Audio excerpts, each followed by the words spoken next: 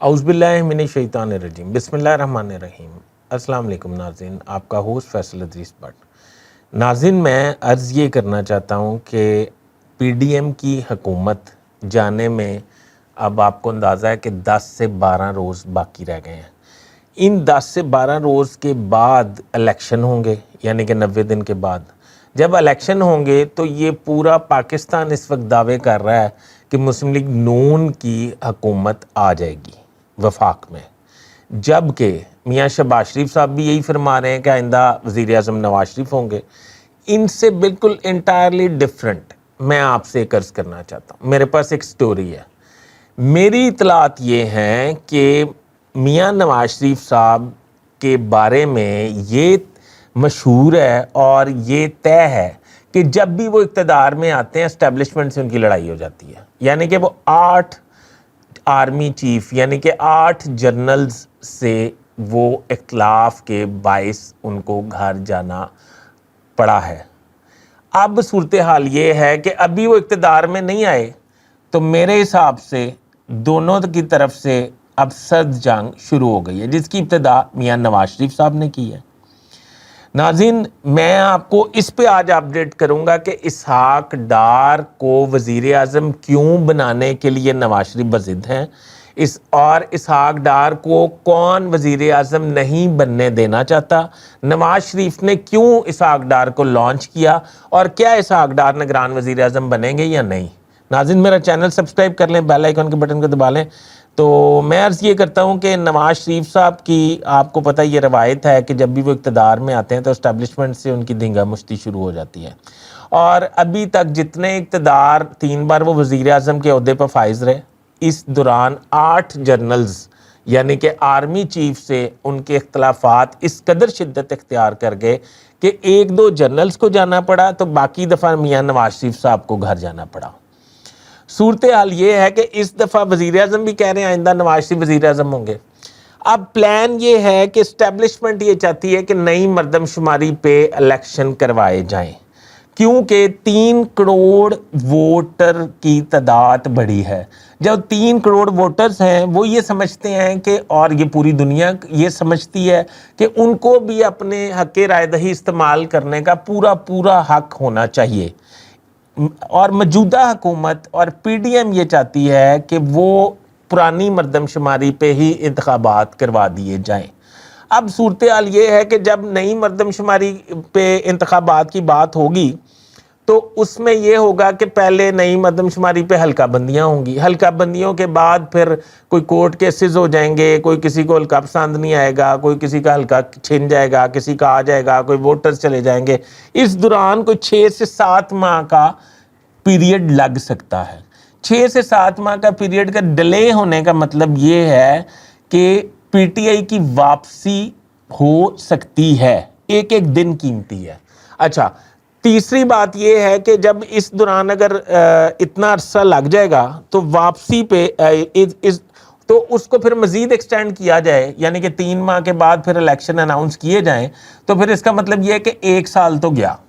اب P D M اور خاص طور پہ مسلم لیگ نون اس موڈ میں نہیں ہے کہ وہ 1 سال تاخیر سے الیکشن میں آئے اور پھر اس کے بعد وہ الیکشن لڑ کے تو دوبارہ وزارت عظمیٰ کے حصول کے تک پہنچنا ناممکن ہو جائے، کیونکہ اس دوران استحکام پاکستان پارٹی بھی اسٹرینتھن ہوتی چلی جائے گی اور پرویز خٹک پارٹی تحریک انصاف پارلیمنٹیرین بھی مستحکم ہوتی چلی جائے گی اور اسٹرینتھن ہوتی چلی جائے گی، یعنی کہ اور اسٹرینتھن یہ دونوں پارٹیاں جب ہوں گی تو وہ پیپلز پارٹی اور نون لیگ سے ہی لوگ نکلیں گے جو ان پارٹیوں میں شمولیت اختیار کریں گے۔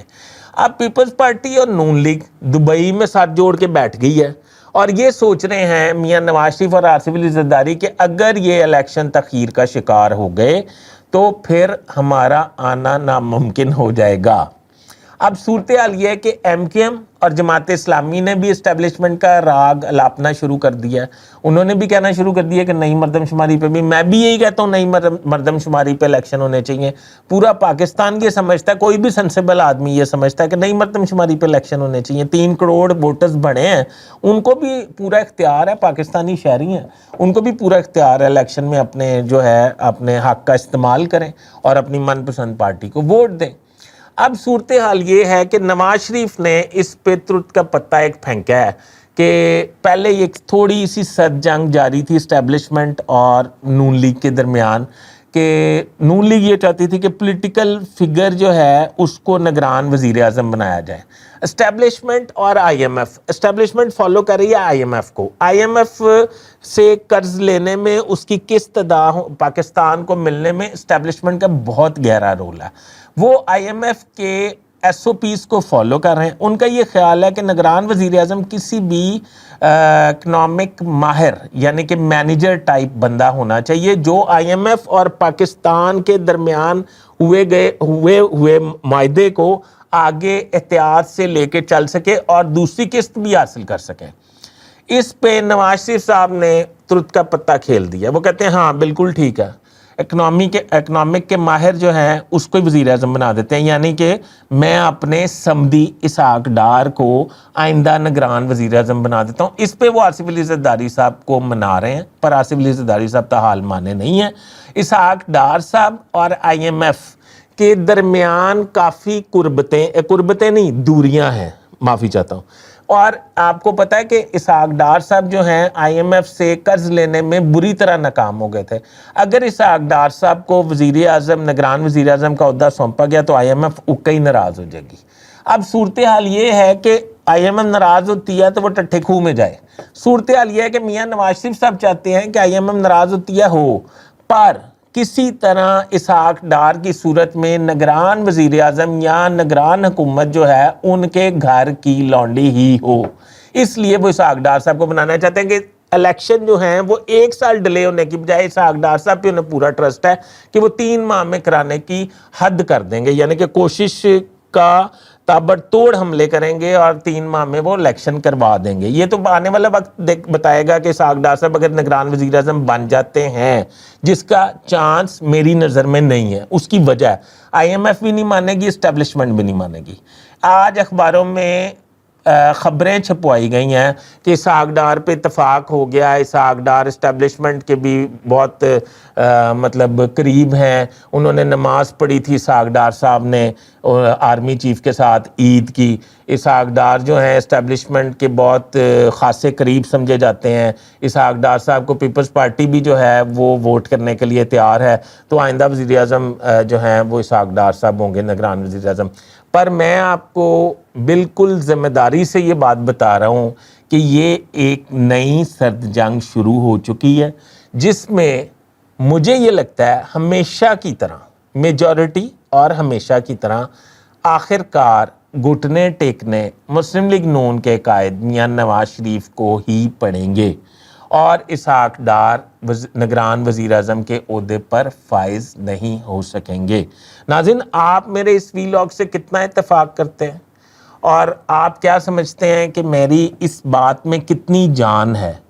تو کائنڈلی مجھے اپنے کمنٹ سے آگاہ کیجئے گا اور میرا چینل سبسکرائب کر لیں, بیل آئیکن کے بٹن کو دبا لیں. میں آپ کا مشکور رہوں گا. بہت بہت شکریہ. نئی اپڈیٹس کے ساتھ دوبارہ حاضر ہوں گا. اللہ حافظ.